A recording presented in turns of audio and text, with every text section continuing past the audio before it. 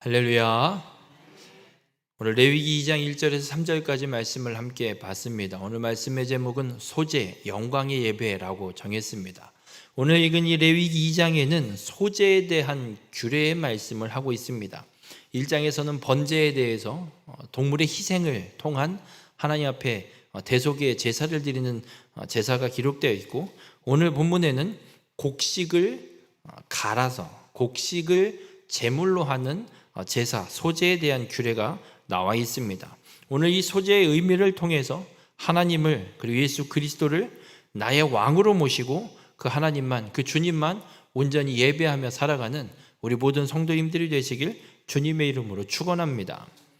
이 소재라고 되어 있는 히브리어가 갖고 있는 뜻이 여러 가지 뜻이 있습니다. 선물, 예물, 혹은 곡물, 조공, 재물이라는 뜻을 갖고 있습니다. 그래서 소재뿐만 아니라 다른 동물을 하나님 앞에 제사를 드릴 때에 사용되는 재물을 언급할 때도 사용되는 단어이기도 합니다. 그런데 오늘 특별히 2장 본문에서는 곡식을 하나님 앞에 제사 드릴 때, 제물로 드릴 때에 드려지는 제사, 소재에 대한 규례를 사용하는데, 이 소재를 표현하는데 이 단어를 사용하고 있습니다. 그래서 이 소재라는 단어가 갖고 있는 뜻 중에 아까 말씀드린 것 중에 곡물, 조공이라는 뜻이 있습니다. 여러분, 곡물, 조공은 뭐든가요? 남한테 그냥 아무나 주는 건가요? 누구한테 주는 거죠? 내가 누군가에게 굽신거리거나 혹은 식민지 통치를 받으면서 상대국이, 대국이, 왕이 요구하는 것을 인정하고 나를 잘 봐달라고 바치는 게 조공이고 곡물입니다. 그러니까 소재의 의미에는 어떤 의미가 포함되어 있는 거냐면, 누군가 왕이라는 존재에게 무엇인가를 바치는 제사가 의미가 포함되어 있다라고 해석할 수도 있는 겁니다. 그렇다면 이 소재는 누구에게 드리는 거냐면 왕이신 하나님, 그냥 하나님 이런 개념보다 나의 주인 되시고 나의 왕이시고 나를 다스리시고 나를 통치하시고 내가 살아가는 가운데 어떤 위협이나 어려운 문제들이 생길 때 나를 지켜줄 수 있는 권력 혹은 힘을 갖고 있는 존재, 그분에게 드리는 게 소재라고 할 수 있습니다. 그래서 이 소재의 제사는 단순히 그냥 어떤 재물, 곡식을 갈아서 곡식을 그냥 드리는 제사의 한 종류, 이런 의미보다 나의 왕 되신 하나님 앞에 그 하나님만이 나의 왕이 되시고 그 예수 그리스도만이 나의 진정한 주인 되심을 인정하고 그 고백으로 하나님 앞에 드리는 제사가 소재다라고 할 수 있습니다. 바로 우리 모든 성도님들이 하나님 앞에 예배를 드릴 때 그냥 때가 됐으니까 예배를 드리는 자가 아니라 정말 하나님이 나의 왕 되심을 믿고 나의 삶의 모든 걸 책임지시고 나의 모든 필요, 위협, 모든 어떤 상황 속에서 지키시고 인도하시는 나의 주인 되심을 믿고 그 고백으로 하나님 앞에 온전히 예배드리는 우리 모든 성도님들이 되시길 주님의 이름으로 축원합니다. 그래서 이 소재의 제물을 드릴 때 어떻게 제물을 준비하냐면, 오늘 본문은 기록합니다. 고운 가루 한 움큼을 갖고 오라고 기록합니다. 여러분, 이제 추석이 얼마 안 남았죠? 추석을 준비하면서 요즘에는 집에서 잘 안 하시죠? 추석을 준비하면 뭐 하시죠? 제일 먼저? 쌀 빠러 가야죠. 쌀가루 송편 찔려면. 아니세요? 지금은 쌀가루 안 하죠? 그냥 떡집에서 사다 먹으면 되니까. 저 어렸을 때만 해도 맨날 이맘때인 것 같아요. 이맘때 하여튼간 방앗간에 한 트럭 싣고 가세요. 쌀 불려서 갖고 가고, 들깨 볶아서 갖고 가고, 참깨 볶아서 갖고 가고, 기름 자르고, 명절을 준비하느라고. 그렇게 쌀가루를, 송편을 빚을 쌀가루를 빻는 걸 보면 한 번에 안 빻니다. 몇 번을 돌려야 돼요. 처음에 한 번 하고 그냥 대충 빻고 한 세네 번 돌리고, 마지막에 정말 곱게 빻 때는 기계가 다른 기계예요. 처음에 받을 때는 그냥 다라이에다 바로 쏟아져서 받는데, 곱게 빻 때는 밑에 그 자루 같은 천이 달려있는 기계에다가 넣고 빻아요. 한 번에 다 빠진 다음에 한 번에 빼내는 걸 보게 돼요. 그러면 정말 고운 가루가 나오는 걸 보게 됩니다. 여러분, 성경에 기록하고 있는 이 고운 가루가 어느 정도의 고운 가루냐면 체에 걸러서 아무것도 안 걸릴 정도로 고운 가루. 그러면 그런 고운, 지금이야 방앗간에 기계가 좋으니까 전기만 꽂아서 돌리면 그냥 바로 나오지만 이 시대에 어떻겠습니까? 최소 한 3,000년 전이에요. 3,000년 전에 곡식 가루를 빨려면 지금처럼 기술이 좋아서 껍질을 다 벗긴 것도 아니고 껍질 벗기는 것도 힘들고 쉽지 않은 작업입니다. 그래서 이 고운 가루를 만들어내기 위해서는 엄청난 노동과 수고와 고생이 들어가야지만 이 고운 가루를 얻어낼 수 있습니다. 하나님이 곡식으로 하나님 앞에 제물을 드릴 때에는 그런 수고를 하게끔 고운 가루로 하나님 앞에 바치라라고 말씀하고 있습니다. 여러분, 이 고운 가루라는 히브리어가 갖고 있는 뜻 중에 어떤 뜻을 갖고 있냐면 아주 좋은 음식, 곡물 가루라는 뜻을 갖고 있는데 이 단어가 유래된 원어가 있을 거예요. 유래된 단어가 있어요. 그게 무슨 단어에서 유래가 됐냐면 벗기다라는 단어에서 유래가 된 단어라고 합니다. 아니, 고운 가루인데 왜 벗겨요? 고운 가루를 내려면 껍질을 벗겨야만 고운 가루를 내는 첫 작업의 시작이 껍질을 깨끗이 벗겨야만 고운 가루를 낼 수 있는 거예요. 여러분이 현미가 맛있어요? 백미가 맛있어요? 백미가 맛있죠. 먹기도 편하고 껍질이 있다라는 것, 껍질이 벗겨지지 않았다는 건 온전치 않은, 작업하기 오히려 더 힘든 그런 상태인 거예요. 그래서 성경에 고운 가루를 하나님 앞에 드려야 되는데 이 고운 가루를 얻기 위해서 껍질을 벗기고 그 알곡을 찢고 또 찧어서 채로 걸러서 아주 고운 가루만 준비해서 하나님 앞에 제물로 바쳐라 라고 말씀하고 있어요. 그러면 왜 이 고운 가루를 내게끔 하나님이 말씀하실까? 그냥 갖고 와도 되잖아요. 안 될까요? 아니, 그냥 벼면 집 묶은 채로 갖고 오는 게 더 멋있잖아요. 쌀푸대 20kg짜리 하나 사다 놓는 것보다 벼를 벼서 볏집단으로 묶어 있는 걸 갖다 세워 놓는 게 멋있어요? 쌀푸대 20kg짜리 어사진미 갖다 놓는 게 멋있어요? 어사진미가 멋있어요? 저는 볏짚 묶고 이게 더 멋있는 것 같아요. 그게 더 멋도 있고 일하기도 쉽고 누가 봐도 더 멋있어 보이고 만약에 하늘에서 하나님이 불을 내리신다고 해도 타기도 쉽고. 그런데 왜 하나님은 굳이 고운 가루를 내게 하실까? 여러분, 우리가 성경의 이 제사법에서 제물을 준비하는 과정을 우리가 어떻게 이해해야 되냐면 그냥 단순히 이 제물을 하나님께 바치기 위해서 이렇게 했나 보다, 우리를 이렇게 수고를 시키는가 보다 라고 생각하시면 안 돼요. 제물을 준비하는 과정은 어떤 의미냐면 제물이에요. 하나님 앞에 바쳐지는 제물이에요. 희생 제물이에요. 대신해서 하나님 앞에 드려지는, 내가 드려져야 되는 건, 내가 죽어야 되는 건데 나를 대신해서 드려지는 제물이에요. 그러니까 이 제물을 준비하는 과정은 내가 죽어야 되는데 대신 무엇인가가 나를 대신하고 있는 게 그 제물인 거고, 그 제물을 준비함을 통해서 나를 대신하는 존재가 어떤 일들을 겪어서 하나님 앞에 드려져서 나의 그 제물, 내가 제물이 되어야 되는 걸 대신 해결해 주시는가를 깨달으라고 하나님이 제물 준비를 시키시는 거예요. 번제를 준비할 때도 똑같았어요. 안수하고 죄가 전가되고 목을 따고 각을 떠서 다 정리해서 하나님 제사장에게 넘겨서 하나님 앞에 드리는, 이게 예수 그리스도의 모형이라고 말씀드렸어요.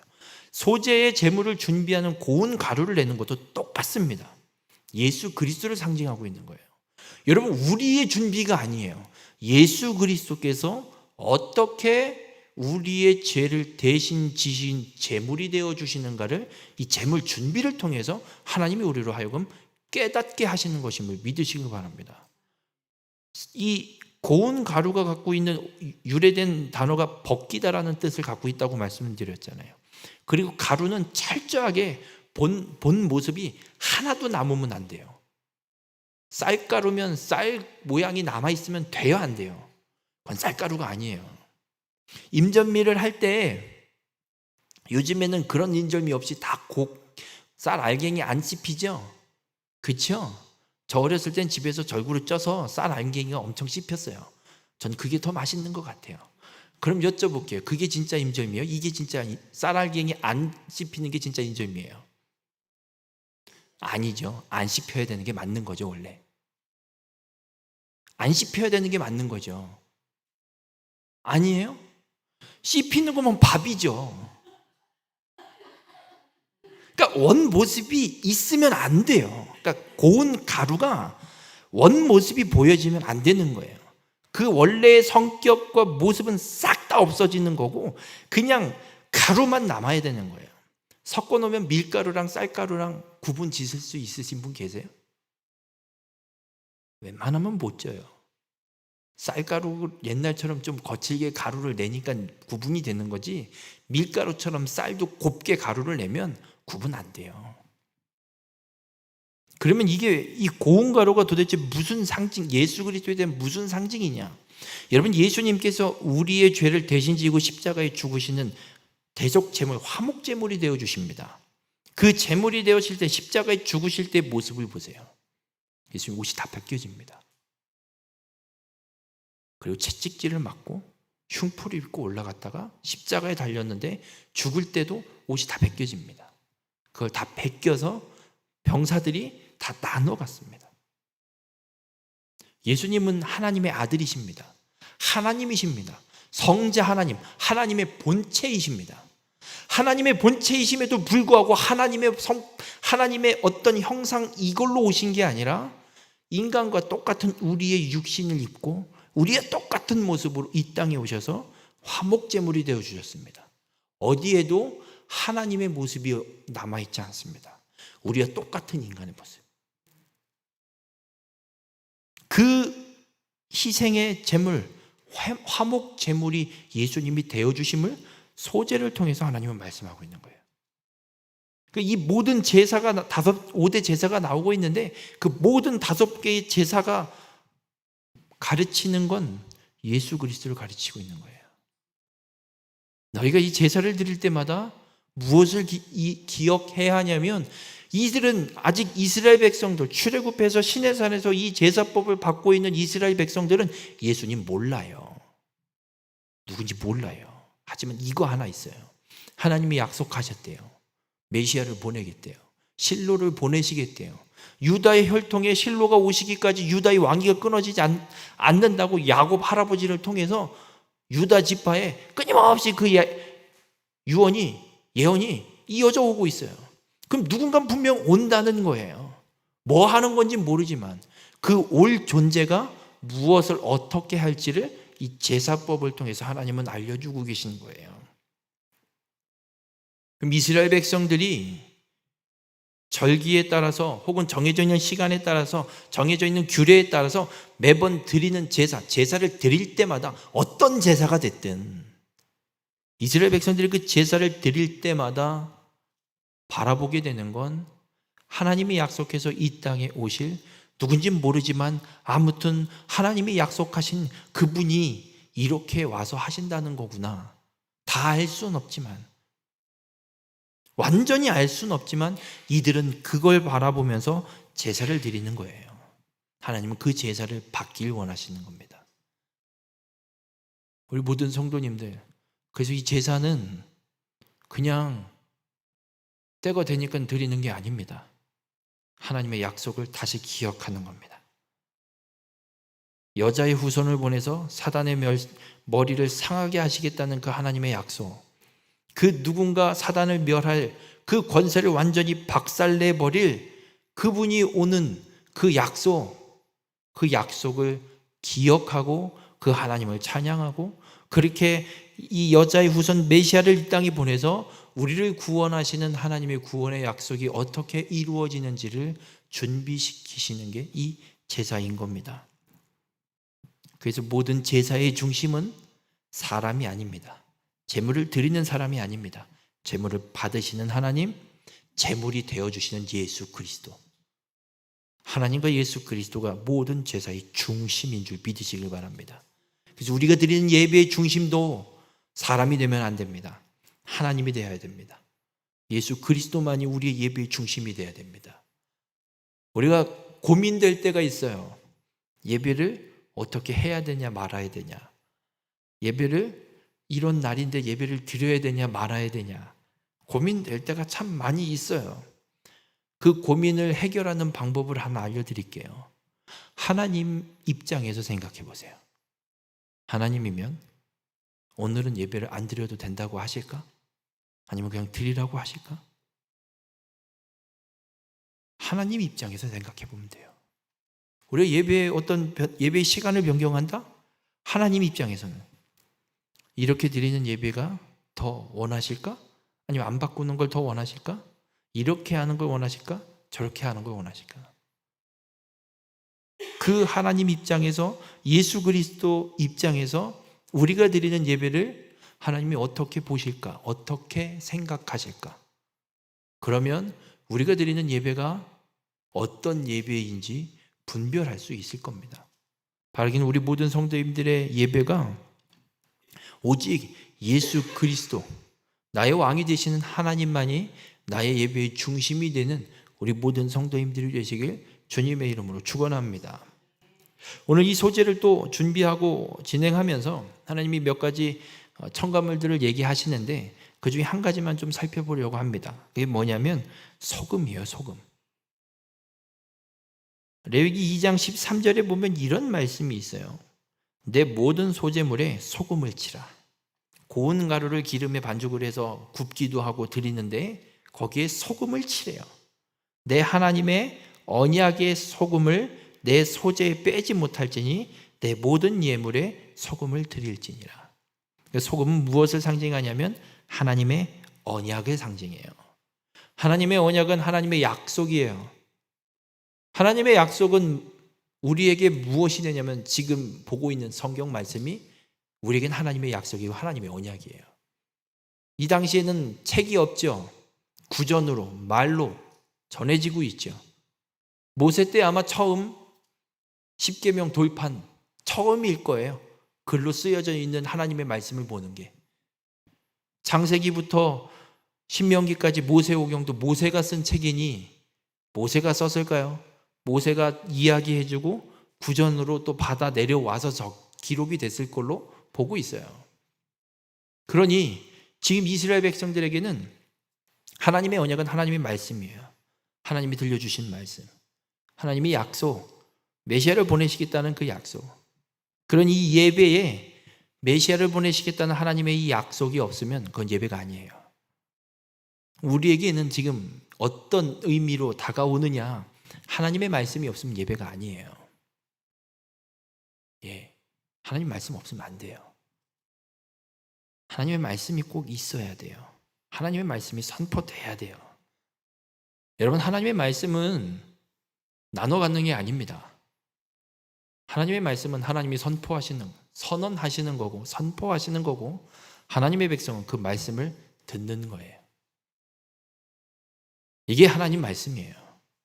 성경 어디에도 하나님의 백성들을 불러 모아놓고 우리 이야기 좀 나눠볼까? 하고 이야기하신 적 단 한 번도 없습니다. 그래서 예배에는 하나님의 말씀이 항상 있어야 합니다. 하나님 말씀 없이 드려지는 예배는 예배가 아닙니다. 왜 하나님의 말씀이 필요하냐? 왜 하나님의 말씀이, 하나님의 약속이 있어야 하느냐면, 여러분, 우리가 이 땅에서 믿음의 삶을 살아가는 가운데 한 가지 여쭤볼게요. 여러분, 예수님 믿고 그 믿음 지키는 게 쉬우세요? 왜 어려우세요? 못 믿겠어요? 예수님을 못 믿으시겠어요? 여러분, 저희 처갓집에 이제 이사를 좀 하시는 상황이 생겨서 지금 이제 준비를 하고 계신데, 장모님이 지금 끌탕을 하고 있는 게 있어요. 지금 전세 계약으로 살고 있는데 만료되는 그날 잘 빼줄까 안 빼줄까 보증금을 못 믿어온 거죠. 지금 상황이. 집주인은 뭐 전세 놓고 뭐 새 월세 놀이 하겠다고 아파트를 여기저기 사놓은 사람이라는데, 그래서 매매로 내놓는다는데 이 집을 그때 맞춰서 잘 팔려서 돈을 줄 수 있으려나 어쩌려나 아주 그냥 고민에 그냥 걱정 근심 세상 모든 한숨을 다시면서 걱정하고 계세요. 왜 이런 상황이 오는 줄 아세요? 못 믿어서예요. 약속이 있음에도, 계약서가 명시되어 있고 법적으로 조치할 수 있는 모든 조치가 있음에도 못 믿어온 거예요. 하나님 앞에 우리가 제사를 드리고 예배를 드리는 가운데 하나님의 약속, 하나님의 이 말씀이 왜 꼭 있어야 하냐면, 하나님의 말씀이 없으면 어떻게 믿을 거예요, 하나님을? 더군다나 이 시대에는 성경책도 없고 모세가 얘기해 줘야만 어떻게 하나님이 어떻게 말씀하셨다네라고 들을까 말까 한 거예요.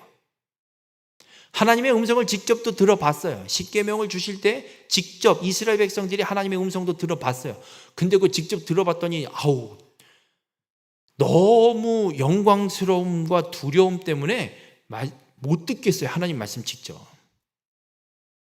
그러니 이스라엘 백성들이 하나님을 제사하는 가운데, 하나님을 예배하는 가운데 하나님의 약속이 없다면, 메시아를 보내서 너희를 구원하시겠다는 하나님의 이 약속이 없다면 뭘 믿고 제사를 드리냐고요. 세상 우상들은 이거라도 있어요. 비나이다 비나이다, 풍년되게 해주세요. 잘 먹고 잘 살게 해주세요. 이 병 낫게 해주세요. 이 전쟁 이기게 해주세요. 이거라도 있어요. 근데 지금 하나님 앞에 드리는 제사에는 뭘 빌라고 하는 게 없어요. 그냥 갖고 와서 드리래요. 뭘 믿고 드리냐고요? 뭘 하냐고요? 하나님의 약속이 있어야, 이 약속을 하나님이 이루어 주신다고 했으니 하나님은 이 약속을 이루어 주실 거야를 믿고 하나님 말씀대로 이 제물을 하나님 앞에 갖고 와서 드릴 수 있는 거지. 그래서 하나님의 약속이 없으면 제사를 드릴 수가 없어요.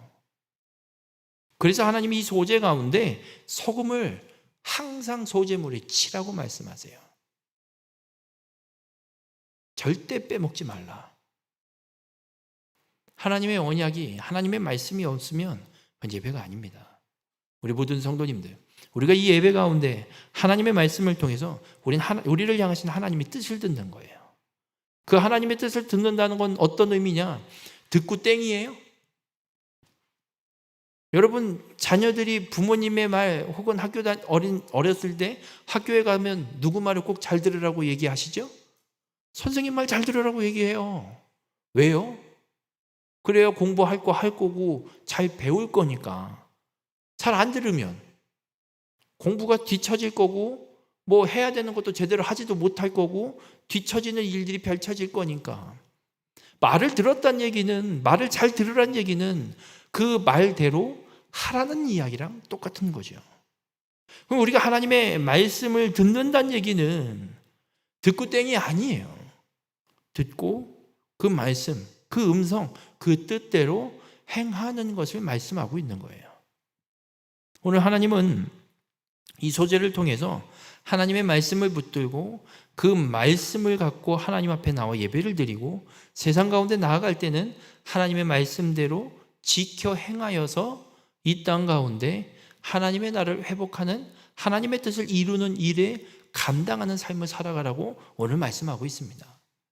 바라기는 우리 모든 성도님들의 삶이 언제나 하나님의 말씀을 붙들고 하나님 말씀대로 행하며 살아가서 하나님이 기뻐 받으시는 온전한 예배를 드리는 우리 모든 성도님들이 되시길 주님의 이름으로 축원합니다.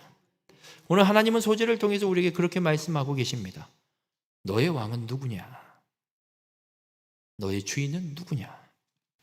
누구에게 너는 지금 예배를 드리고 있느냐? 하나님은 우리에게 물으십니다. 바라기는 우리 모든 성도님들의 예배가 하나님만이 나의 왕이 되시고 주님만이 나의 주인 되시며 성령의 인도하심을 따라가는 삶을 살겠습니다. 그 하나님을 경배하고 찬양합니다. 하나님, 우리의 예배를 받아주시옵소서. 이 온전한 예배를 드리는 우리 모든 성도님들이 되시길 주님의 이름으로 간절히 부탁을 드립니다. 그리고 나아가서 하나님의 말씀을 통해 들려지는 하나님의 음성, 그 하나님의 뜻을 깨닫게 하셔서 그 뜻대로 행하는 믿음의 삶.